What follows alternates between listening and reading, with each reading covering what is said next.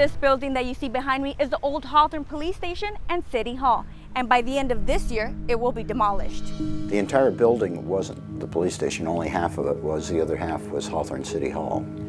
And in fact, you're sitting in the council chambers right now of what used to be the City Hall. When the council or the City Hall moved over across the street, then that room became the detective bureau for the police department when the police department took over the whole area. The Hawthorne Police Station was dedicated in 1954 and was made to hold 28 inmates.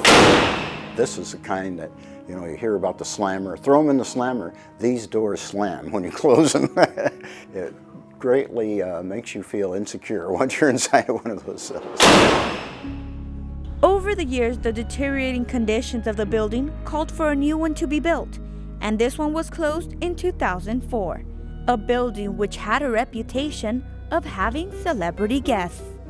This was called the Hawthorne Hilton because some individuals, rather than serve time in the county jail or do community service, they would come here on the weekends and serve out their terms, you know, in a very relaxed environment. We stopped by the Hawthorne Hilton, where Darnell Wallace, the former jailer, walked us through the process of checking in.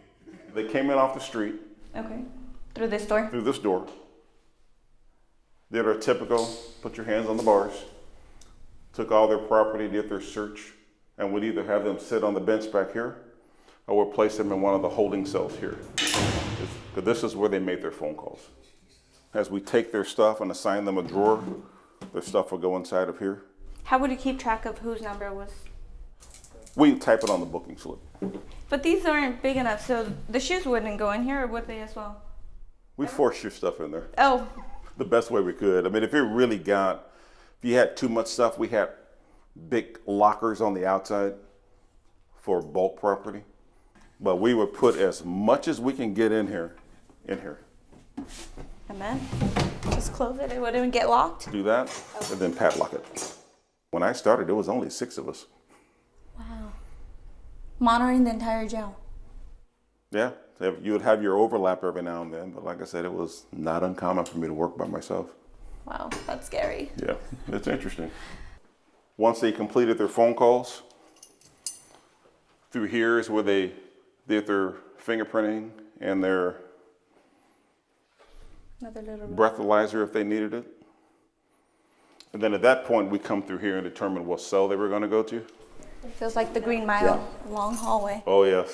And down the hallway, our first stop was at the interview room. The first night on my own, I didn't know a guy was in there. I was working graveyard, swing shift just left. I opened the door just to check. And that fast, a guy that was under the influence of PCP had me by the throat. And we were in a fist fight until we got that person restrained and placed in our safety cell. And they didn't leave a note letting you know somebody was in there? They forgot. Oh my God. Yes. Horrible. Yeah. It happens. But you got it under control? Oh, definitely. I remember particularly that night, the drunk tank or the sobering cell had 22 people in it. It's not designed to do that. So you've got people crammed in trying to go to the bathroom, people sleep on the floor, and people are asleep on top of each other. And I remember a particular incident when I walked back and I watched a guy trying to urinate in the toilet, and he was literally urinating in somebody's face. So of course that guy got sick, everybody started throwing up. We had to separate people and have trustees come clean things up. And when inmates could not follow the rules, they were placed in a different area. The lights are out, however, this is our safety cell. And back then you said it was padded? Yeah, you can feel it. Oh, it still is? Yeah. It looks like a wall, but it's padded for the inmate safety. But this is where people came that are combative, hostile, unable to care for themselves, suicidal. People that pose an imminent threat to other people. We've had many of fights trying to restrain people, getting them in here. Trying to put up their hands. Oh, it's out of control. When you were placed in here, you wouldn't come out, not even for the restroom. You'd love this. So you got the little drain in the floor. That's the toilet. Oh, wow. Yeah, and what we do from out here That's how we flush the toilet, but right now the water's off. The next stop down the hallway was the women's quarters. This was our female section of the jail. A lot smaller. A lot smaller. Had a female screaming back here one time, and I come back trying to figure out what she was doing, and just my luck, she's having a baby. Oh, wow. So I got on the radio, roll paramedics and roll me a female. Did you guys know she was pregnant when she got booked? Oh yeah, we knew. Oh, okay. We didn't expect her to go into labor. Oh my God, that's crazy. When we return, find out what VIP guests stayed at this luxurious hotel. We've taken you to see the process of checking in and the unique waiting areas. As we continue the tour, we turn the corner to show you where it was that special guest stayed. This was our trustee room. Every now and then you had people that had to actually be in a lockdown jail instead of work for 8 hours. Okay. So they would pay us $75 a day to stay here. So this was our pay to stay. And they got their own bed. And for trustee, can you explain that to me?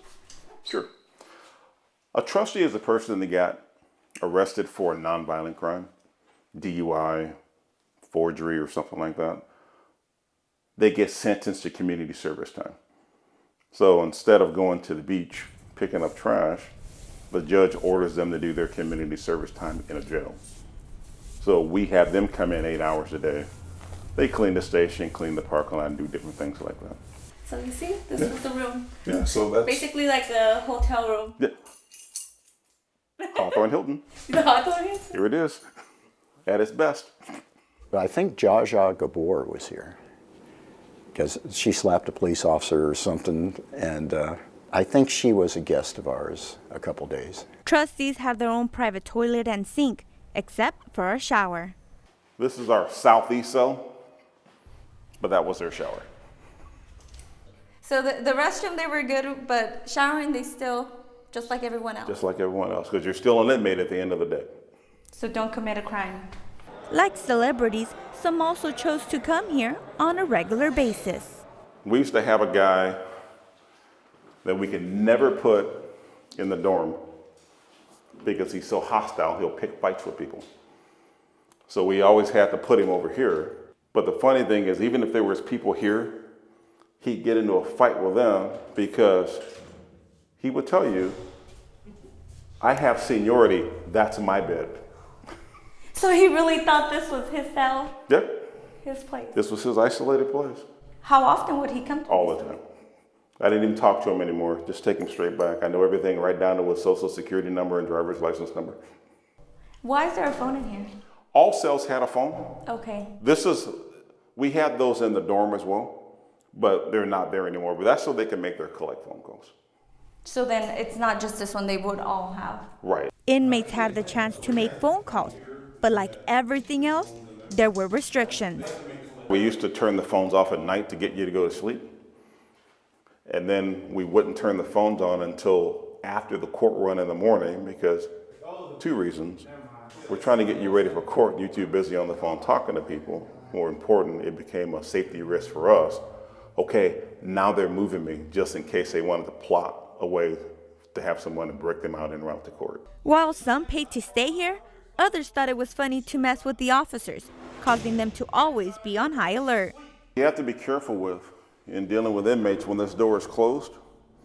When you're opening the door, you always have to pay attention to what's up there because you step in, open this door too fast, which causes things to shake, and you'll end up getting a cup of orange juice, which isn't orange juice, but it's urine or feces that'll fall on top of you as you enter the cell.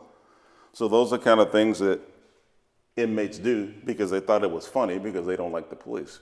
Did something like that ever happen to you? Oh, heck yeah. Almost. I caught it as I jumped back, but How upset were you? I was pissed off.